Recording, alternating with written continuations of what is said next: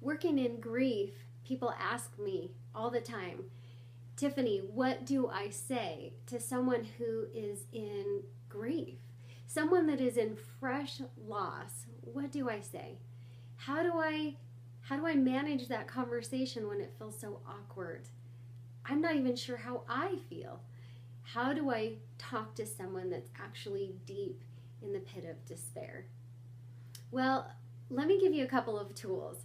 Now, every person is different, so there isn't an easy answer to this, but I want to teach you 3 things that may help if you're talking with someone who you really care about and you know that they're struggling with a recent loss. 3 things that you can do and not do. So, both sides of the coin. The first thing that you want to remember, besides the squeaky pen, is use names. Grief has a tendency to really impact our identity and the identity of those people that are lost. So if you're talking to someone, use their name. Susie, I'm concerned about you. I've been thinking about you a lot. And then use the name of the person that has passed away, or the person that has cancer, or the person, maybe a parent, that is going in for a surgery. I know your mom, Esther, is battling cancer. How is she feeling?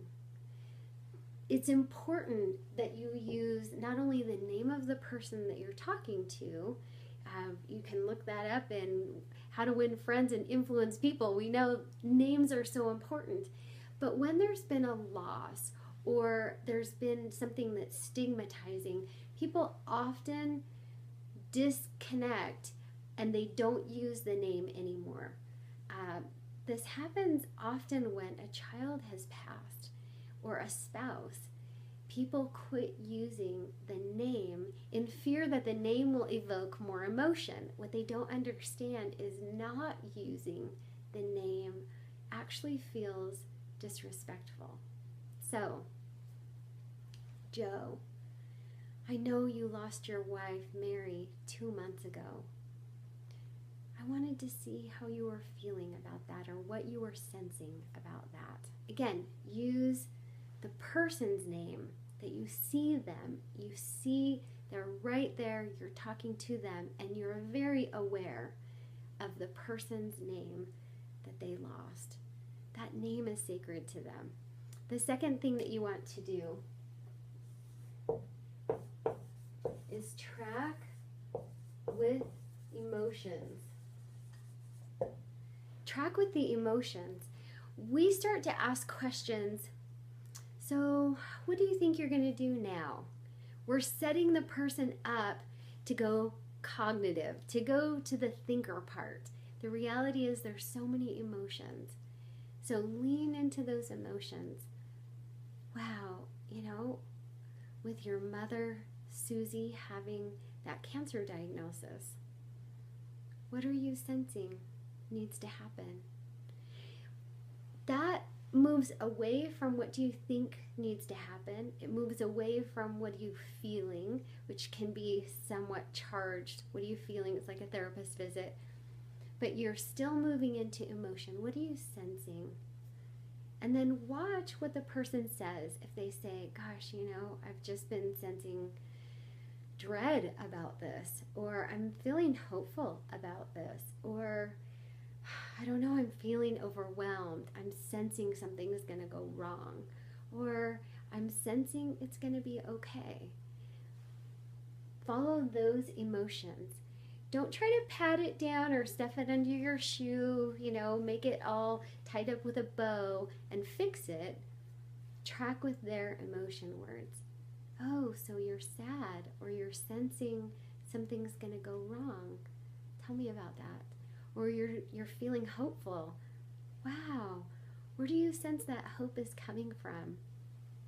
Track with their emotions. And the last thing is a don't. What you don't want to do. Don't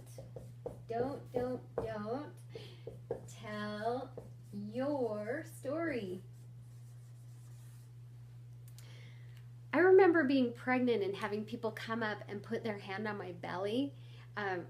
Being so short, I was like a square, 4 feet wide, 4 feet tall, just huge when I was pregnant. People would always go into their pregnancy story, and often it would be the people that had terrible labor and delivery stories that would share with me their experience.